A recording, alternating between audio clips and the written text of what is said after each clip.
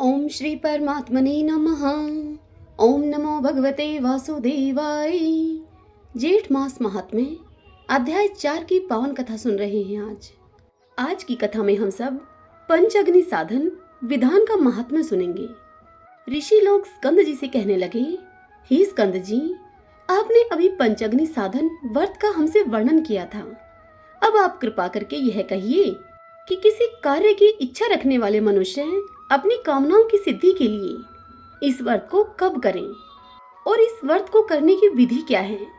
जिस प्राचीन व्रत के प्रभाव से गिरजा अर्थात पार्वती जी शैव पद को प्राप्त हुई और इसका पंचअग्नि साधन नाम कैसे पड़ा, यह सब वार्ता आप हम लोगों से कहिए। ऋषियों की यह बात सुनकर स्कंद जी उनसे कहने लगे कि हे विप्रो, पूर्व समय में जब श्री शिवजी भगवान ने कामदेव को भस्म कर दिया, तब दीन वंदना पार्वती जी बहुत दिनों तक शोकाकुल रही। इसके पश्चात अपने पिता के घर में जाकर वह रहने लगी, परंतु कहीं भी उन्हें सुख न मिला।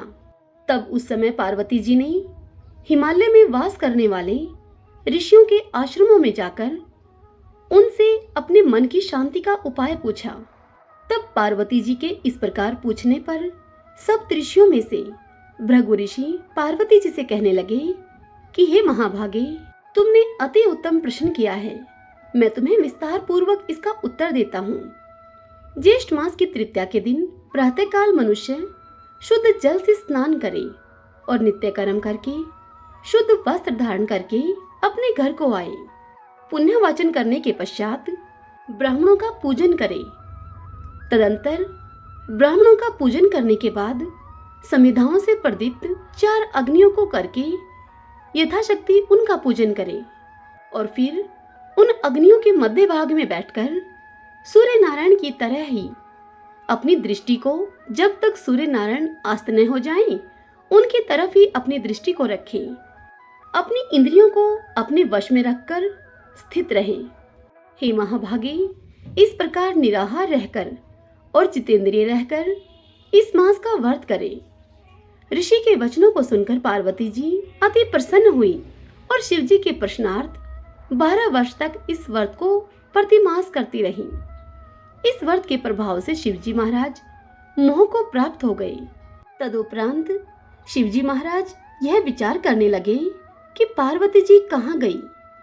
तब शिवजी महाराज ने समाधि के द्वारा पार्वती जी का तपोवन में होना निश्चय किया और आप शिवजी महाराज वंचर के रूप में उमा देवी के तपोवन में गए तथा अनेक प्रकार के अमृत के समान मीठे वचनों से उमा देवी को बहुत समझाया, परंतु उमा देवी ने उनको फटकार दिया।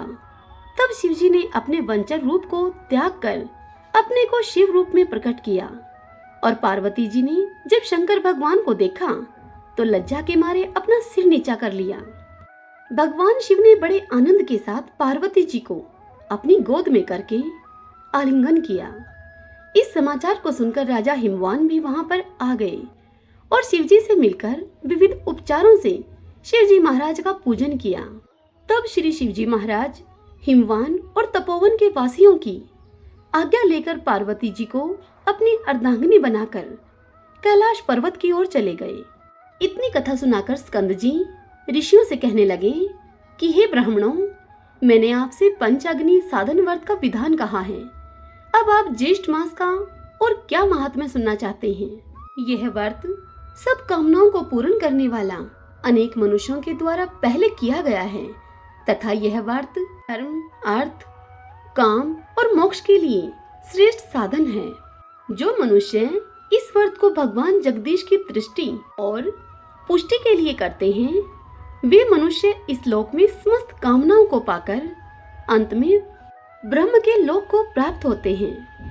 इति श्री ज्येष्ठ मास महात्म्य पंचअग्नि साधन व्रत विधान 4th अध्याय संपूर्ण। भक्तजनों, आज की ये कथा यहीं समाप्त हुई। कल इससे आगे की कथा हम सुनेंगे। हरे कृष्णा।